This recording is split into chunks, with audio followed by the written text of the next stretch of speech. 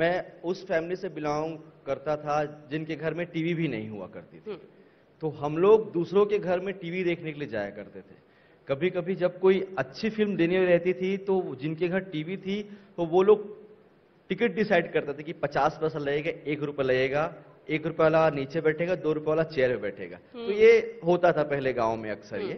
तो वो मेरे साथ में भी होता था। मैं जब भी फिल्म देख करके या कोई चीज देख करके वापस आता था तो मैं गुस्से में अपनी मम्मी को यही बोलता था कि हम सब लोग बैठ करके टीवी में एक्टर्स को डांस करते या उनकी फिल्में देखते हैं, एक दिन ऐसा जरूर आएगा कि मैं टीवी में रहूंगा और आप लोग बैठ करके मेरे को देखोगे। वाह, जोरदार तालियां हो जाए। और सपना क्योंकि साकार कर दिया आपने। हाँ, वो उसके पीछे बहुत मेहनत लगी। वो कहीं ना कहीं वो एक जो था वो दिमाग में वो था कि ये करना है, मतलब करना है। धीरे धीरे उम्र बढ़ी, 10th 12th तक की गए। तो अब जब मैं याद करता हूं तब मेरे को समझ आता है कि वाकई में जो किस्मत में होता है वो पहले से ही वो कहीं ना कहीं अपना। तो पहला क्लिक कैसे मिला छत्तीसगढ़ के इसमें बॉलीवुड में एंट्री कैसे मिली? मैं राजनांदगांव का हूँ एक्चुअल में। राजनांदगांव अब तो बहुत अपडेट हो गया है, पहले बहुत बहुत पीछे था। या हम लोग राजनांदगांव के लोग रायपुर आने के लिए भी बहुत, जैसे अभी यहाँ के लोग बॉम्बे जाने के लिए सोचते ना कि बॉम्बे जाएंगे कहाँ रहेंगे, किससे बात करेंगे, तो हम लोग भी यही सोचते थे। लेकिन मैं एक चीज में बहुत लकी था कि मेरा जो पैशन था वो मेरे को राजनांदगांव में ही मिल गया। मेरे जो पहले डायरेक्टर थे प्रणव झा, उन्होंने मुझे देखा था। तो मैं वही बता रहा था कि मैं 12th में था पहले, तो जब मैं साइकिल चलाता था या कोई भी चीज चलाता था तो मैं हमेशा एक्टर जैसे ही चलाता था, मैं नॉर्मल लड़कों जैसा नहीं चलाता था। एक्टिंग का कीड़ा बचपन हाँ, से मतलब था। वो होता ना कि कहीं इधर चढ़ाना, कभी साइकिल उठाना, तो ये सब मैं करता था। शायद वही मेरे नेचर में था। जब मैं किसी शॉप में काम कर रहा था तो वो डायरेक्टर उस समय कहानी लिख रहे थे, तो वो एक काले कलर की कांच के अंदर से मेरे को देखा करते थे हमेशा। और मैं उनके कॉम्प्लेक्स के आगे से अपना काम करने के लिए आता जाता था। बहुत दिनों तक उन्होंने मेरे को ऑब्जर्व किया, मेरे ख्याल से 6 महीने करीब ऑब्जर्व किया। उसके बाद एक दिन पहली बार वो कांच का दरवाजा खुला और उन्होंने मेरे को अंदर बुलाया। फिर उन्होंने बताया ऐसी ऐसी बात है, मैं कहानी लिख रहा हूँ। मैं बोला ये तो मेरा सपना था, यही तो चाहिए था। और जो चीज के लिए लोग रायपुर या बॉम्बे जाते हैं वो चीज मेरे को राजनांदगांव में मिली। और वहां से मेरा सफर शुरू हुआ। बहुत स्ट्रगल के बाद मेरी पहली फिल्म बनी। पहली फिल्म बीए फर्स्ट ईयर थी।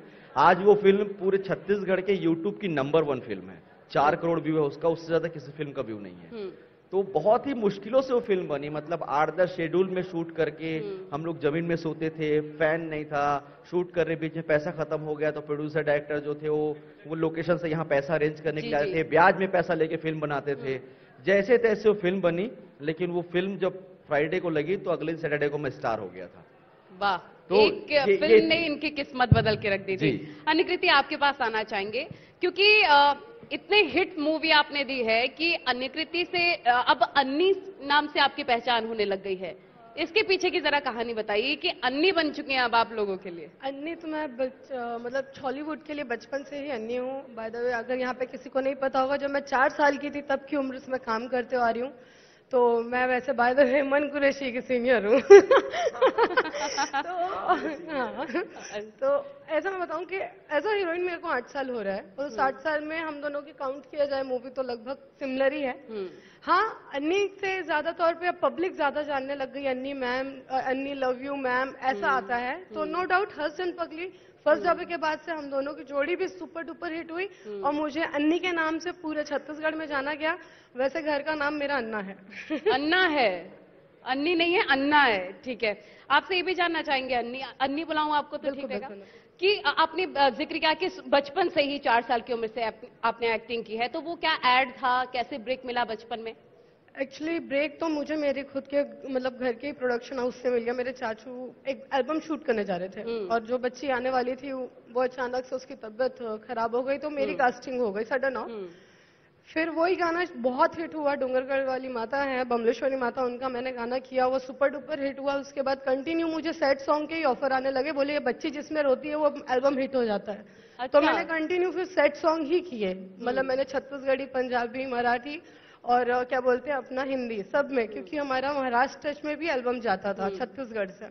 तो मेरा सब टाइप का एक्सपीरियंस रहा। लेकिन हाँ, मैं मैं ये बोलती हूँ कि मेरा बचपन का जो एक्सपीरियंस रहा सिर्फ एल्बम करना, भक्ति गीत करना, तब तक के मतलब सिर्फ डिवोशनल जोनर पर चल रही थी मैं। लेकिन 2013 से मेरा जो लाइफ चेंज हुआ, ये modern love life and all, modern तरीके से रोमांटिक पिक्चर करना, तो बहुत सारे अप्स एंड डाउन्स आते हैं लाइफ में। तो आप बचपन से ही स्टार हैं। लेकिन मन, अगर मैं आपसे जानना चाहूंगी, आपने कहा कि एक मूवी ने मुझे स्टार बना दिया, वो पहला एहसास कैसा था? फ्रेंड्स और फैमिली का रिएक्शन कैसा था? मैं बहुत ही सिंपल लड़का था, आज भी वैसे ही रहता हूं मैं जब पहली बार थिएटर गया था, मतलब आप बड़े बड़ी फिल्म जब आज की डेट पे बॉलीवुड फिल्म भी यहाँ पर लगती, तो भी हम लोग हाउसफुल बहुत कम फिल्मों में देख पाते हैं। आप मानोगे नहीं, मैं राजनांदगांव का था और राजनांदगांव में मुझे और वो डायरेक्टर को कोई नहीं जानता था। हम लोग ऐसे गलियों के बादशाह थे और कुछ नहीं, तो हम लोग को कोई नहीं जानता था। लेकिन आप मानो 12 बजे का शो, पहले दिन पहला show, BA first year film Housefull थी, 0 स्टार कास्ट, कोई एकदम अननोन डायरेक्टर, वो पता नहीं फिल्म कैसे वो राजनांदगांव में वो हाउसफुल थी, पहली फिल्म। और मैंने पहली बार जब पब्लिक मतलब आवाज देती है अंदर में इंटरवल या फिर फिल्म खत्म, मैं पहली बार चेयर पे चढ़ के हाथ हिलाया था। मैं हाथ जरूर हिला रहा था लेकिन नीचे मेरे पैर कांप रहे थे और मैं मतलब आंसू बह रहे थे मेरे को। और मैं बैठने के लिए मेरे पास सीट नहीं थी, मैं बैठ नहीं पाया था कहीं पर। वो फिल्म मैंने कैसे भी टेबल लगा करके, मैंने, मेरी फैमिली ने, हम लोगों ने, मैंने, मेरी वाइफ ने, हमने ऐसे बैठ करके वो टेबल पे बैठ करके वो फिल्म देखी थी। और जब मैं पहली बार हाथ हिलाया तो मैं रो रहा था। मेरे ख्याल से ऐसा पल दोबारा नहीं आ सकता और मैं उससे ज्यादा मेरे लिए कोई यादगार पल नहीं होगा। बिल्कुल रोंगटे खड़ी कर देने वाला एक्सपीरियंस आपने बताया मुझे कि जो सपना हम देखना चाहते हैं और वो सच हो जाता है, और एकदम से आपने एक्सपेक्ट भी नहीं किया होगा कि इतनी संख्या में फैंस आएंगे। हाँ, मतलब कहां से आ गए, ऐसा वाला था कि एक छोटी सी फिल्म, लोग आए कहां से। और फिर बड़े और डायरेक्टर्स प्रोड्यूसर्स के फिर फोन आने लग गए, नंबर पता करके कि ये अच्छी है आपकी फिल्म, देखी, परफॉर्मेंस देखा, अच्छा लगा, ये वो। तो अपने आप में ऐसा लग रहा था कि मतलब मेरे से तो मेरा पड़ोसी फोन नहीं करता था मेरे को, इतने बड़े बड़े लोग फोन करने लग गए मेरे को। बिल्कुल। अन्य, आपसे जानना चाहेंगे, इतनी मूवीज आपने की हैं बचपन से ही, 4 साल की उम्र से, ऐसा कौन सा किरदार रहा अब तक का जो बहुत ज्यादा चैलेंजिंग था, आपके लिए कुछ सीख देने वाला था?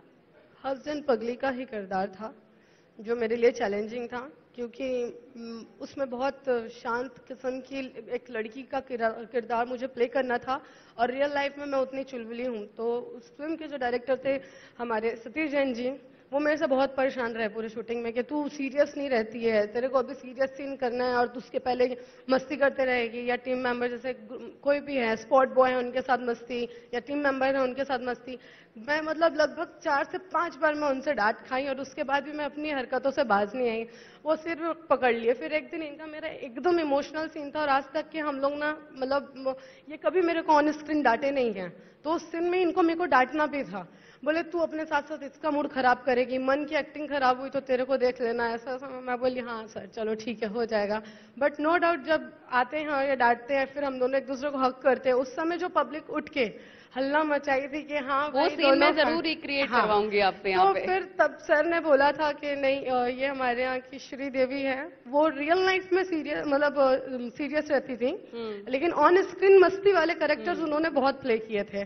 तो ये मेरे लिए बहुत बिग कमेंट था सर की तरफ से, और मुझे ये अच्छा भी लगा कि हाँ मैं रियल लाइफ में जैसे भी हूँ, जब आप कैरेक्टर में आ जाते हैं तो फिर खेल लेती हूँ और वही एक अच्छे एक्टर की पहचान है। राइट। मन, आपके लिए कोई यादगार पल और ऐसा कोई कैरेक्टर बहुत ज्यादा चैलेंजिंग हो? मैं थोड़ा शाय हूँ, मेरे लिए जो चैलेंजिंग कैरेक्टर था वो एक आई लव यू फिल्म आई थी, हम दोनों की थी वो उसमें मतलब बहुत ज्यादा ही मस्ती करना था और वो एक मेरे अलग, मतलब मेरे रियल कैरेक्टर से बहुत अलग है, तो वो मेरे लिए बहुत मुश्किल था। और लेकिन हमारे जो डायरेक्टर थे उत्तम तिवारी, वो इतने अच्छे थे कि इतने हिसाब से हम लोगों को बांध करके रखे थे कि मैं पता नहीं मैं वो कैसे कर गया। जब मैं वो फिल्म देखता हूं आज तो मेरे को लगता नहीं कि मैं वैसा हूं, क्योंकि मैं रियल लाइफ में थोड़ा शाय हूं, थोड़ा चुप रहता हूं, पर उसमें बहुत ज्यादा बोलना था, बहुत लड़ना था, मतलब सब कुछ अपोजिट था अपने लाइफ के।